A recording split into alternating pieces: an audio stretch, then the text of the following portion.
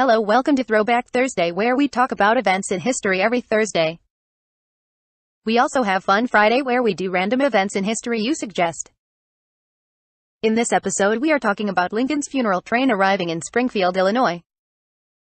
But first, we will talk about his death. Abraham Lincoln, the 16th President of the United States, was assassinated by stage actor John Wilkes Booth on April 14, 1865. While attending the play Our American Cousin at Ford's Theater in Washington, D.C. Abraham Lincoln's funeral train left Washington on April 21, 1865. It would essentially retrace the 1,600-mile route Lincoln had traveled as president-elect. In an example of a published schedule is pictured to the right. The Lincoln Special, whose engine had Lincoln's photograph over the cowcatcher, carried around 300 mourners. Willie Lincoln's coffin was also on board. Willie, who had died in the White House in 1862 at age 11, had been disinterred and was to be buried with his father in Springfield. A guard of honor accompanied Mr. Lincoln's remains on the Lincoln Special. Mr. Robert Lincoln rode on the train to Baltimore but then returned to Washington. The following information summarizes the martyred president's final journey home. The train of dark garlanded cars departed Washington's Baltimore and Ohio Railroad Depot at 800 a.m. Stops were made at Annapolis Junction and Relay Station. The train arrived in Baltimore, almost 40 miles away, at 10:00 a.m. where Lincoln's coffin was borne to the Merchants Exchange building and opened to the view of approximately 10,000 people in 3 hours. The train departed at 3:00 p.m. from the Howard Street station destined for Harrisburg, Pennsylvania, arriving there shortly after 8:00 p.m. It was a nearly 60-mile trip. The coffin was then carried by hearse to the State House of Representatives, placed in a catafalque, and opened for public viewing at 9:30 p.m.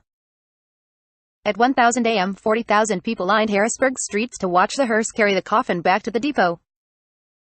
At around 1100 a.m., the train departed Harrisburg for the 100-mile journey over the Pennsylvania Railroad to Philadelphia, where it arrived at the Broad Street station at 4:30 p.m. A hearse took Mr. Lincoln's coffin through Philadelphia's jam-packed streets to Independence Hall.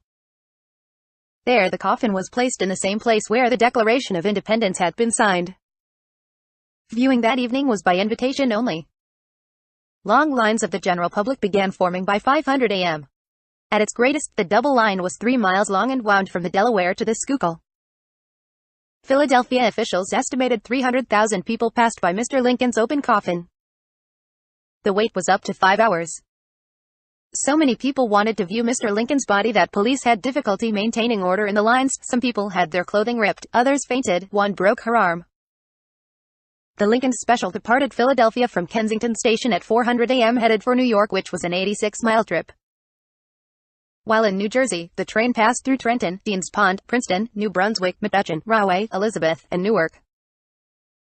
The train arrived in an immense train station at Jersey City at 1,000 a.m., but the huge clock inside the station had been frozen at 7:20, the approximate time of Mr. Lincoln's death.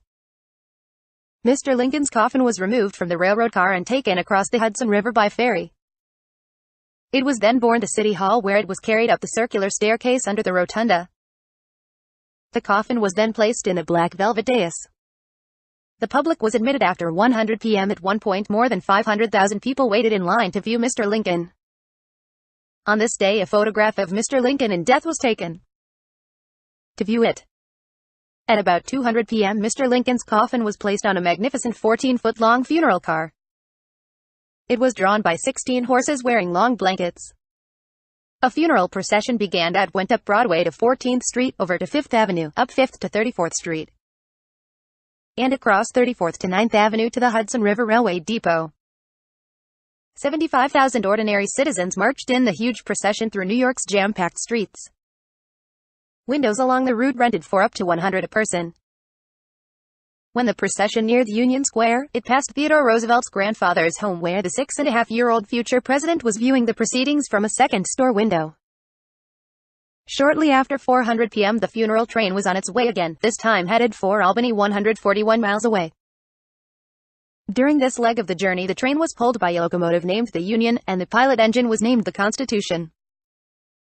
Large crowds of spectators gathered as the train passed through Manhattanville, Yonkers, Dobbs Ferry, Irvington, Tarrytown, Sing Sing, Peekskill, Garrison's Landing opposite West Point, Cold Spring, Fishkill, New Hamburg, Poughkeepsie, Hyde Park, Stottsburg, Rhinebeck, Barrytown, Tivoli, Germantown, Hudson, Stockport, Coxsackie, Stuyvesant, Shodak, and Castleton. The train arrived in Rensselaer at 10:55 p.m., and from there the casket was ferried across the Hudson River to Albany. Throngs of people watched as the coffin was moved to the State House for public viewing. Throughout the night the local citizenry passed by to pay their last respects to the slain president. At noon a special grand procession got underway in Albany with Mr. Lincoln's coffin resting in a specially built catafalque.